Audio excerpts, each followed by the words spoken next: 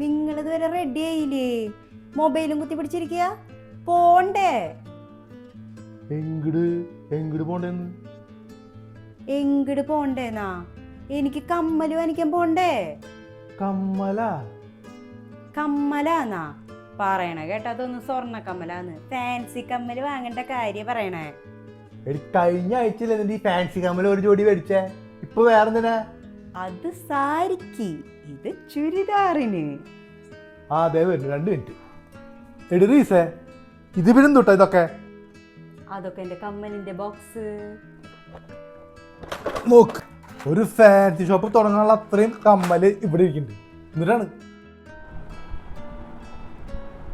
എടി, ഇതിലൊന്നും എനിക്ക് പറ്റിയ കമ്മലുകളില്ലേ? നിങ്ങൾ എന്തുട്ടി പറയണേ? ഇതൊന്നും എന്റെ പുതിയ ചുരിദാറിന് മാച്ചല്ല.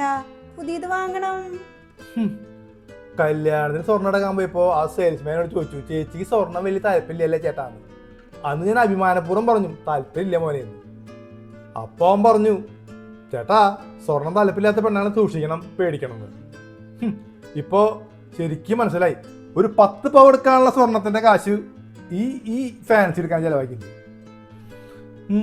നടക്ക് പോവാ.